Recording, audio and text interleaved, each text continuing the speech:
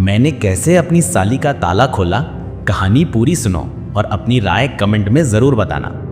दोस्तों, मेरा नाम अंकित है और मेरी उम्र 24 साल है। ये कहानी 1 साल पहले की है, जब मेरे भाई की साली दिव्या हमारे घर कुछ दिनों के लिए आई थी। दिव्या 20 साल की बहुत मजाकिया और शरारती स्वभाव की लड़की है।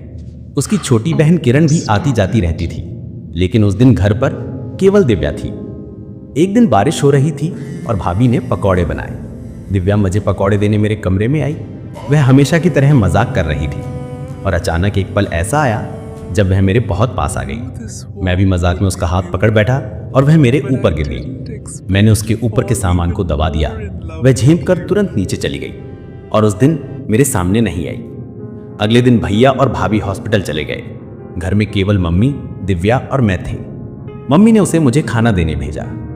हम दोनों एक दूसरे को देखकर थोड़ा झिझक रहे थे। मैं समझ गया था कि कल वाली बात से वह नाराज नहीं है। मैंने उससे कल के लिए माफी मांगी। उसने भी मुस्कुराकर कहा कि कोई बात नहीं। कुछ देर बाद वह पानी देने आई।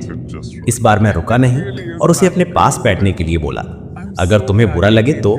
वह बोली, बस ये सब मत करो, कोई आ जाएगा। लेकिन उसके चेहरे की हल्की सी मुस्कान बता रही थी कि वह भी मेरे करीब आना चाहती थी। फिर वह नीचे चली गई। वह नीचे मम्मी के पास काम कर रही थी। खड़े खड़े मैं इशारों में उसे ऊपर आने को कह आया और खुद ऊपर चला गया। थोड़ी देर बाद वह धीरे धीरे मेरे कमरे में आ गई। मैंने उससे पूछा, तुमने किसी को कुछ बताया तो नहीं? वह बोली, नहीं। फिर मैंने उससे पूछा, जो कल हुआ तुम्हें बुरा लगा? वह कुछ नहीं बोली, बस नजरें झुका ली। मैंने उसका हाथ पकड़ा और हल्के से कहा, एक बात कहूं, मैं तुम्हें पसंद करता हूं। वह शर्मा गई और बोली, मुझे नीचे जाना है। मैंने कहा, ठीक है, बस थोड़ी देर रुक जाओ, फिर जाना। वह थोड़ा झिझकी, लेकिन रुकी रही। मैंने हल्के से गाल पर किस किया और फिर वह जाने लगी। मैंने कहा, अच्छा अब ये बताओ, तुम्हें मेरे करीब आने से सच में कोई दिक्कत है? वह धीरे से बोली, नहीं, बस डर लगता है। उसकी आंखें सब बता रही थी। वह भी मेरी ओर खिंच रही थी। हम दोनों शांत कमरे में एक दूसरे के पास खड़े थे। हमारे बीच की दूरी बहुत कम थी। दिव्या हिम्मत करके बोली, जो भी हो जल्दी करो, मुझे नीचे जाना है।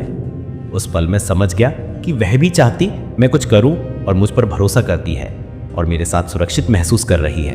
हम दोनों धीरे धीरे एक दूसरे के करीब आए, एक दूसरे को महसूस किया और पहली बार हमारे बीच वो नज़दीकियां बनी जो शब्दों में कहना मुश्किल है। मैंने अपनी चाबी उसके ताले में लगाई, लेकिन मेरी चाबी बड़ी हो गई थी। उसका ताला अभी किसी ने खोला नहीं था। फिर से मैंने ट्राई किया, फिर जाकर मेरी चाबी उसके ताले में पूरी चली गई। वह भी आनंद ले रही थी, उसे भी मजे आने लगा। कुछ देर में मेरे चाबी की ताकत खत्म हो गई। कुछ देर साथ रहने के बाद दिव्या उठकर नीचे चली गई। उस दिन के बाद जब भी मौका मिलता, हम दोनों एक दूसरे के साथ ताले और चाबी का खेल खेलने लगे। धीरे धीरे हमारा रिश्ता मजबूत होता गया।